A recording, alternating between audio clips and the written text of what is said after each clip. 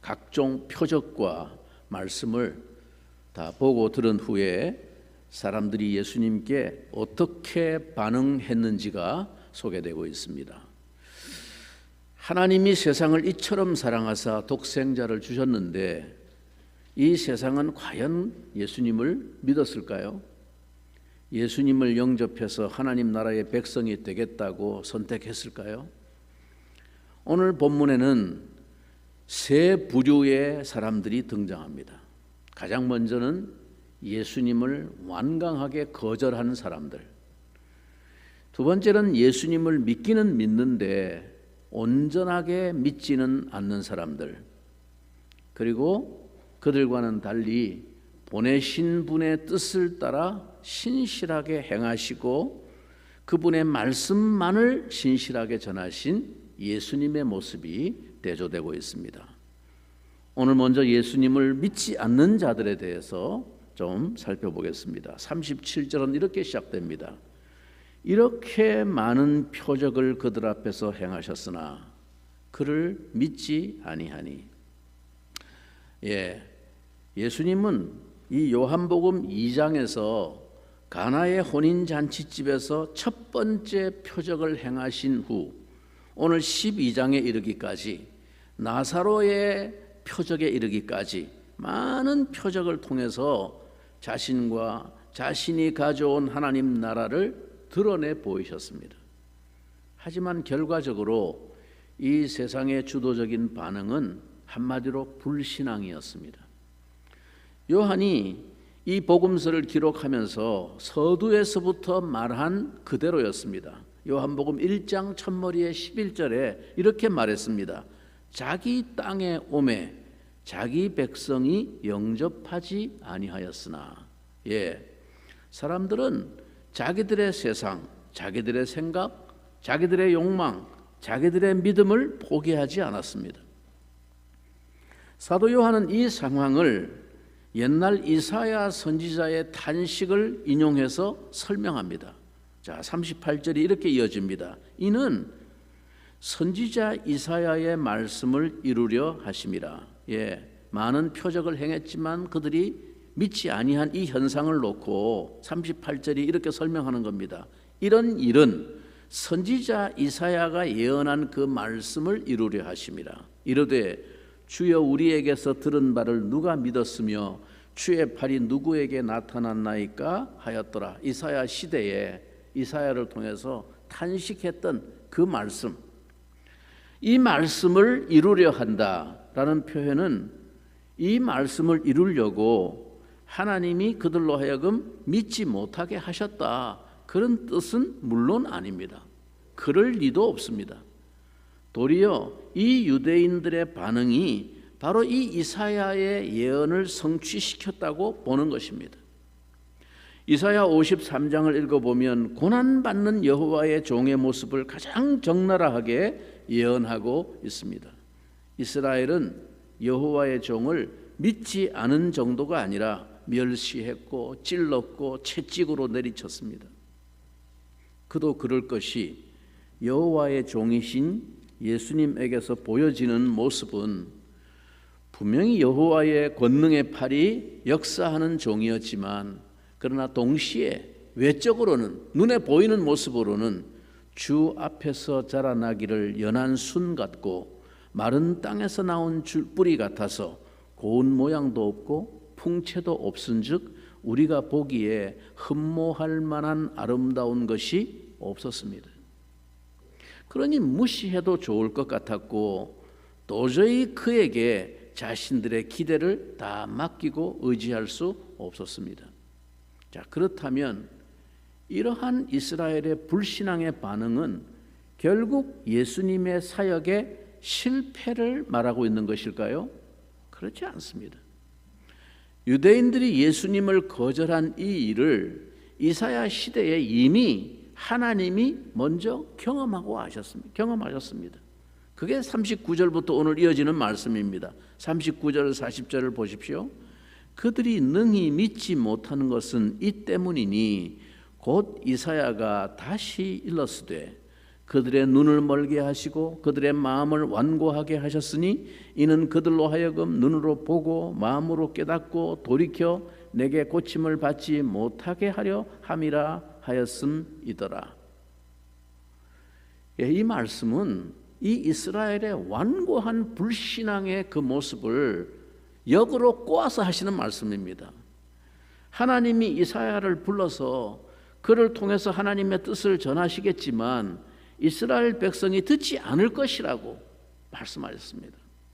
듣지 않을 줄 알면서도 보내십니다. 그들은 들어도 이해하지 못하고 보아도 깨닫지 못할 것입니다. 물론 하나님이 처음부터 의도적으로 아예 믿지 못하도록 그들을 막았다거나 원천 봉쇄하셨다는 뜻은 아닙니다. 그럴 리가 없고 그럴 수도 없습니다. 말이 무슨 말입니까?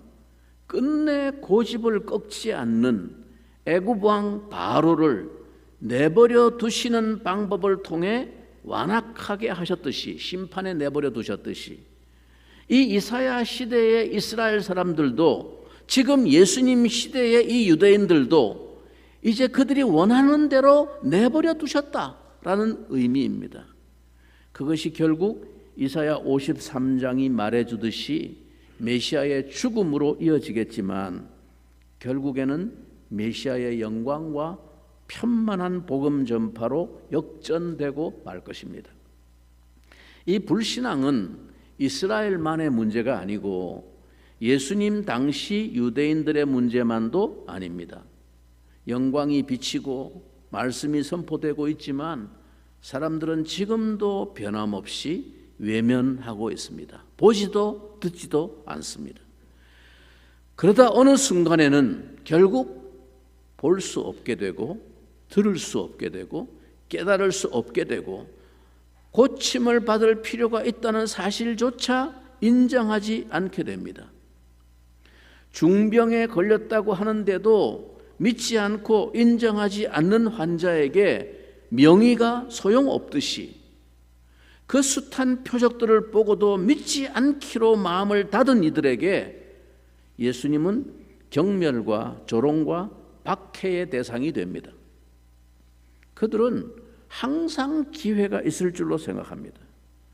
자신들이 마음먹을 때까지 늘 기회가 있을 줄로 압니다. 자신들이 더 악해지고 더 둔감해지고 더 완악해지고 있다는 것을 모르기 때문입니다. 그래서 결국 그들이 더는 들을 수가 없고 볼 수도 없는 자들이 되도록 그냥 내버려 두셨듯이 우리 역시 더는 회생이 불능한 파국에 이를 수 있음을 알아야 합니다. 요한복음은 참 다양한 스펙트럼의 믿음을 소개합니다. 적극적으로 영접한 사람들이 있고 예수님을 영접한 사람들이 있고, 그렇죠? 사도 요한처럼 또 세례 요한의 제자들처럼, 그렇죠? 안드레와 또 베드로처럼 그렇게 예수님을 만나서 바로 그분을 메시아로 깨닫고 영접한 사람도 있는가 하면, 그러나 적극적으로 대척하고 배척한 사람들이 있습니다. 바리새인 같은 사람들, 서기관, 대제사장 같은 사람들, 양극단에 있습니다. 이들이 양끝에 자리하고 있다면 그 가운데는 영접한 자들과 좀 가까이 있는 사람들이 있고 대적하는 자들의 가까이에 있는 사람들이 또 있습니다. 이제 요한은 그 중에 믿기는 믿지만 아직 믿음이 온전하지 않은, 말하자면 연약한 믿음의 사람들에 대해서 소개하고 있습니다. 42절입니다. 그러나 관리 중에도 그를 믿는 자가 많되 바리새인들 때문에 드러나게 말하지 못하니 이는 출교를 당할까 두려워함이라. 정치적으로도 그렇잖아요, 그죠? 건강한 좀 보수 우파가 있는가 하면 극단적인 극우파들이, 말도 안 되는 논리도 통하지 않는 극우파가 있죠. 말하자면 바리새인 같은 사람들이 그런 사람들입니다. 그러니까 이 우파 사람들도 함부로 자기 소신의 목소리를 못 내는 게 이 사람들 눈치 때문에 그런 거예요. 완전히 바리새인들의 눈치 때문에 자기의 정당한 믿음을 이야기를 못하는 것입니다. 앞에 3장에서 밤중에 예수님께 찾아왔던 니고데모 같은 사람이 대표적인 경우입니다. 이 사람은 이스라엘의 선생이요 이스라엘의 관리였습니다. 요한은 이러한 사람들의 믿음에 대해서 오늘 43절에서 이렇게 한마디로 설명합니다. 43절 우리 한 목소리로 같이 한번 읽겠습니다. 그들은 사람의 영광을 하나님의 영광보다 더 사랑하였더라. 오늘날 시대에도 마찬가지입니다. 교회에서는 예수님을 잘 믿고 고백하지만 세상에 나가서는 꼬리를 숨깁니다. 감춥니다. 오늘 말씀이 그 이유를 분명하게 가르쳐주고 있습니다. 뭐라고 말합니까? 사람의 영광을 하나님의 영광보다 더 사랑하기 때문입니다. 이 말씀은 역설적으로 뒤집으면 하나님보다 사람을 더 무서워한다라는 뜻이기도 합니다. 사회에서 인정받고 싶어하고 왕따 당하기 싫어한다라는 뜻입니다. 그래서 사람들은 겉으로는 예수님을 드러내지를 못합니다. 요한이 전하는 진짜 믿음이라는 것이 무엇이냐? 오늘 요한복음에서 말하고자 하는 믿음의 초점이 뭐냐? 그 믿음의 신뢰를 보면 어떤 대가를 지불하더라도 자신이 믿는 예수님을 전하는 것을 믿음이라고 말합니다. 정말 예수를 그리스도로 고백하고 인격적으로 영접한 사람들은 그 믿음을 즉각 선포하고 증거합니다. 숨기지 않았습니다. 자, 여러분, 세례 요한을 제일 먼저 보세요. 제일 먼저 예수님을 알아보았던 사람 세례 요한입니다. 그는 큰 소리로 무리들 앞에 선명하게 증거하였습니다. 나는 그리스도가 아니요 내 뒤에 오시는 이가 있으니 나는 지금 물로 세례를 주거니와 그는 불과 성령으로 세례를 주실 것이다. 보라, 그는 세상 죄를 지고 가는 하나님의 어린 양이시다. 안드레는 예수가 그리스도이심을 그가 만나보고 믿게 된 즉시 그 형제 베드로에게 달려갔고, 빌립은 그것을 발견한 즉시 친구 나다나엘에게 달려가서 예수님을 소개하고 우리가 메시아를 만났다라고 분명하게 소리쳤습니다. 심지어 요한복음에 또 신뢰가 소개됩니다. 4장에 오면 사람들 앞에 나서기조차 어려웠던 이 사마리아 여인도 예수가 그리스도라는 사실을 그가 확실하게 눈이 떠져서 발견한 순간 물동이를 버려두고 동네로 달려가서 그리스도를 증언합니다. 내가 만난 그리스도를 증언합니다. 요한복음은 계속 믿음이 무엇인가를 이러한 신뢰를 통해서 우리에게 증언하고 있습니다. 예수를 그리스도로 믿는 믿음이라고 하는 것은 바로 이런 것이다 라고 소개하고 있습니다.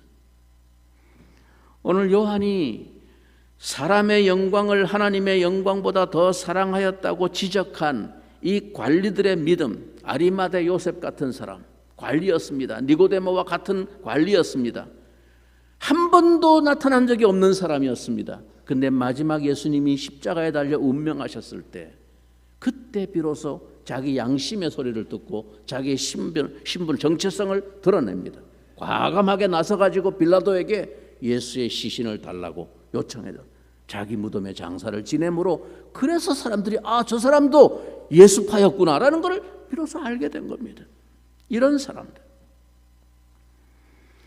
이 사람들은 관리라고 하는 자신들의 신분 때문에 그 믿음을 공개적으로 천명하고 증거하기가 물론 쉽지 않았을 것입니다. 하지만 요한은 결국 빛과 어두움은 공존할 수가 없고 생명의 길과 사망의 길은 동시에 걸을 수 없다고 말합니다. 반드시 결단해야 할 순간에 이르게 됩니다. 그때 우리는 더 이상 자신과 사람들을 기만한 채 선택을 미룰 수 없습니다. 앞에 소개된 9장에서 날 때부터 맹인이었던 사람, 이 부모가 자기 아들이 예수님에 의해서 눈을 떴음을 알고서도 자기가 출교를 당할까 무서워서 예수님이 그 일을 하셨다고 고백하지 못하고 회피하는 장면을 보았습니다. 당시 유대교에서 출교는 단순히 오늘날처럼 교회에서 쫓겨나는 게 아닙니다. 오늘날도 교회에서 뭐 치리해가지고 교회에서 출교를 하는 경우가 잘 없지만 있긴 있죠. 쫓겨나면 어때? 교회가 한두 개야? 교회가 여기밖에 없어? 그러고 갑니다. 그냥 다른 교회. 미련 없이 갑니다. 이게 오늘날 세상이에요. 오늘날 기독교의 현실이에요. 근데 당시에 이 유대교에서 출교를 당한다는 것은 그런 의미가 아닙니다. 완전히 사회적으로 모든 관계와 활동에서 가혹하게 차단당하는 형벌이 출교였습니다. 당시 고대 사회가 공동체 중심의 관계 사회였던 것을 생각한다면 사실상 이것은 산채로 매장되는 것이나 다름없었습니다. 그러니 두려워할 만합니다. 그러나 우리가 신앙을 지키기 위해서 치르는 대가가 아무리 크다고 하더라도 예수님보다, 예수가 그리스도이심보다 더 크지 않음을 인정하는 것이 진정한 믿음입니다. 주 예수보다 더 귀한 것은 없네. 이 세상 부귀와 바꿀 수 없네. 영축을 내 대신 돌아가신 그 놀라운 사랑 잊지 못해. 주 예수보다 더 귀한 것은 없네. 이 세상 명예와 바꿀 수 없네. 이전에 즐기던 세상 일도 주 사랑하는 마음 뺏지 못해. 주 예수보다 더 귀한 것은 없네. 이 세상 행복과 바꿀 수 없네. 유혹과 핍박이 몰려와도 주 섬기는 내 마음 변치 못해. 두 주인을 섬길 수 없고 두 나라에 속할 수 없기에 기생 라합이 여리고를, 자기 고국 여리고를 배반하지 않으면 하나님 나라에 속할 수 없었듯이, 두 나라를 다 섬길 수 없었듯이 예수님을 죽이려는 세력에게 호의적인 사람이 되고서는 예수님의 제자가 될 수 없습니다. 여기서 예수님은 신앙의 반대가 뭐냐? 여러분, 신앙의 반대가 뭐라고 생각합니까? 신앙의 반대는 불신앙이지. 아니요. 오늘 요한복음에서 말하고자 하는 초점은 신앙의 반대는 두려움이라고 말씀합니다. 두려움, 믿음이 없는 것입니다. 그렇다면 신앙의 다른 말은 뭘까요? 신앙의 다른 말은 용기입니다. 또 불신앙은 하나님의 영광 대신에 사람의 영광을 추구하는 일이라고 정의하고 있습니다. 신앙은 사람을 기쁘게 하기보다는 하나님을 기쁘시게 해드리는 일이라는 뜻입니다.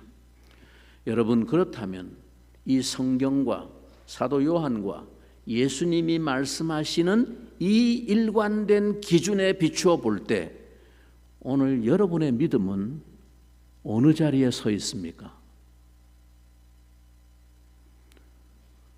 어쩌면 우리는 아예 주님을 믿지 않는 불신자들은 아닐지 모릅니다.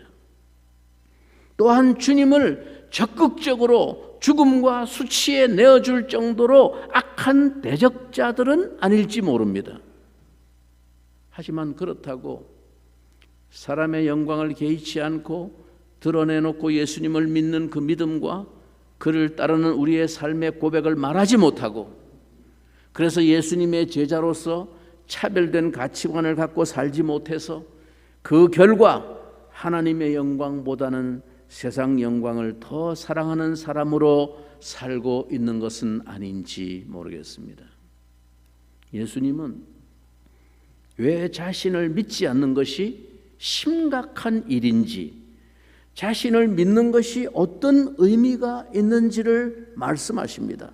44절 이후를 주목해 보십시오. 예수께서 외쳐 이르시되 나를 믿는 자는 나를 믿는 것이 아니요 나를 보내신 이를 믿는 것이며 나를 보는 자는 나를 보내신 이를 보는 것이니라. 이 관리들은 출교가 두려워서 드러나게 말하지 못했지만 예수님은 지금 목숨을 걸고 외쳐 이르십니다. 공적인 선포를 하십니다. 뭐라고요? 예수님이 나를 믿는 자는 나를 믿는 것이 아니요 나를 보내신 이를 믿는 것이며 나를 보는 자는 나를 보내신 이를 보는 것이니라 라고 하신 것은 이번이 처음이 아닙니다. 요한복음 1장 18절에도 본래 하나님을 본 사람이 없으되 우리가 하나님을 어떻게 볼 수 있나? 하나님을 보여준 사람이 누구냐? 아버지 품속에 있는 독생하신 하나님이 나타내 보여주셨다. 예수님이 하나님이시다. 10장 38절에 유명한 말씀하십니다.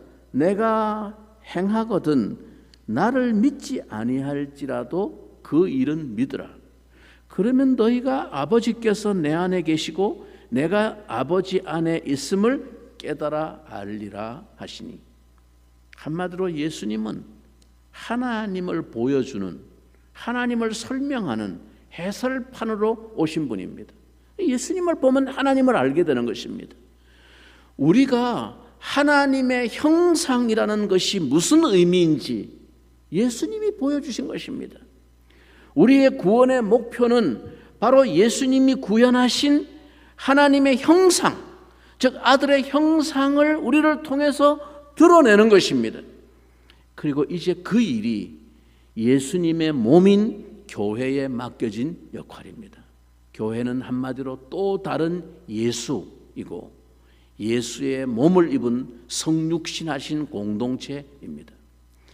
우리도 예수님처럼 나를 믿지 아니할지라도 내가 하는 그 일은 믿으라 라고 말할 수 있을 만큼 하나님을 나타내고 하나님 나라를 드러내는 자로 살아야 할 것입니다. 하나님의 말씀을 들려주고 가르쳐주기 전에 그 진리가 내 속에서 나를 통해서 실현되어지고 나타나고 있는, 열매 맺고 있는 모습을 보여주어야 합니다. 예수님이 오신 사건은 어둠의 세상에 빛을 비추는 사건이었습니다. 나는 빛으로 세상에 왔나니 무릇 나를 믿는 자로 어둠에 거하지 않게 하려 함이로라. 예수님을 믿는다는 것, 예수님을 영접한다는 것은 한마디로 빛을 받아들이는 것입니다. 빛의 삶은 하나님 아버지의 말씀을 따라 새롭게 지어져 가는 것입니다. 예수님은 어둠에 거하지 않게 하려고 오셨다라는 말을 47절에서는 이렇게 표현하십니다. 사람이 내 말을 듣고 지키지 아니할지라도 내가 그를 심판하지 아니하노라. 내가 온 것은 세상을 심판하려 함이 아니요 세상을 구원하려 함이로라. 예, 심판은 있을 것입니다. 심판이 없다는 뜻이 아닙니다. 마지막 날은 올 것입니다. 하나님의 아들이신 예수님도 그날이 언제인지는 모른다고 하셨습니다. 다만 그날은 도둑같이 호련히 임할 것입니다. 48절에 나를 저버리고 내 말을 받지 아니하는 자를 심판할 이가 있으니 곧 내가 한 그 말이 마지막 날에 그를 심판하리라. 우리가 오늘 전하는 복음, 오늘 듣는 이 주님의 말씀은 오늘 그것을 듣고 순종하는 우리에게는 우리를 살리고 자유롭게 어둠에 거하지 않게 하는 말씀이지만은, 그러나 동시에 그것에 불순종하고 거절하는 자들에게는 심판과 정죄의 근거를 제공하는 판결문이 될 것이다 라는 말입니다. 예수님의 말씀은 단지 참고사항 정도로, 우리 인생의 참고사항 정도로 취급될 수 있는 것이 아닙니다. 좀 참고해서 그렇게 살면 좋고 인생에 도움이 되고 그런 말씀이 아닙니다. 예수님은 단지 우리 인생의 조언자가 되기 위해서 오신 것이 아니고 구원자이시기 때문입니다. 우리의 종이 아니라 왕이시기 때문입니다. 그분의 말씀은 한 현인의 말이 아니라 하나님의 말씀이기 때문입니다. 그러므로 그것은 명령이지 설득이 아닙니다. 내가 자의로 말한 것이 아니요 나를 보내신 아버지께서 내가 말할 것과 이룰 것을 친히 명령하여 주셨으니 나는 그의 명령이 영생인 줄 아노라. 그러므로 내가 이르는 것은 내 아버지께서 내게 말씀하신 그대로니라 하시니라. 요한복음에서 예수님은 자신은 자의로 말하지 않고 아버지께서 주신 말씀만 전했다고 반복해서 말씀하십니다. 그러나 그 말씀을 거부하는 것은 참으로 두려운 죄가 되는 것입니다. 예수님을 거부하고도 자신은 하나님을 잘 믿고 있다고 생각하는 것, 바리새인들처럼 서기관들처럼 그렇게 생각하는 것이 얼마나 큰 착각인지를 보여줍니다.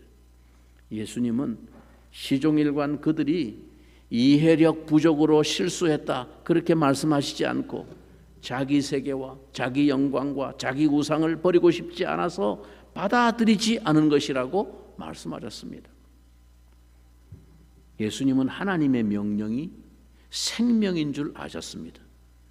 들어도 되고 듣지 않아도 되는 말씀이 아니라 반드시 들어야만 사는 생명의 말씀이라고 믿으셨습니다. 이 생명의 말씀이라는 말은 그 말 여부에 따라서 사느냐 죽느냐가 달려있는 말씀이다 그런 뜻입니다. 들으면 좀 좋고 인생에 좀 도움이 되고 참고가 될 만한 말씀이고 그런 말이 아닙니다. 나는 아버지께서 내게 주신 말씀이 곧 영생인 줄 아노라 라고 주님이 말씀하셨습니다. 바다에 빠진 사람은 배에서 던져준 생명줄을 내가 잡을 건지 말 건지 그건 내가 선택할 수 있는 자유는 있지만 그러나 그 줄이 생명줄인지 아닌지를 내가 결정할 자유가 없습니다. 오직 예수님만이 생명의 길이시고 그분을 통해 주어진 말씀만이 생명의 말씀입니다. 사는 길입니다. 이것은 오늘 우리와 교회에게도 사실입니다. 우리는 왕 같은 제사장입니다. 왕이요 제사장입니다. 예수님과는 다른 의미이지만 분명 하나님 나라는 지금 우리를 통해서 드러나고 있습니다. 우리가 어떤 왕이어야 하는지를 예수님이 보여주신 것입니다. 그래서 교회는 자기 말을 해서는 안 됩니다. 목사는 자기 말을 해서는 안 됩니다. 자기의 신념, 자기 사상, 자기 정치색 이런 것을 하나님의 말씀이라고 강변해서는 안 됩니다. 목사를 통해서 하나님의 말씀이 전해진다는 말은 맞지만 그러나 그것이 목사 개인의 가치관이나 세계관을 반영해서는 안 된다는 뜻입니다. 교회는 그 말씀만이 생명의 말씀이라고 할 만큼 신중하고 올바르게 주님의 말씀을 대언해야 합니다. 그것이 교회가 교회로 존재하게 해주는 출발이기 때문입니다.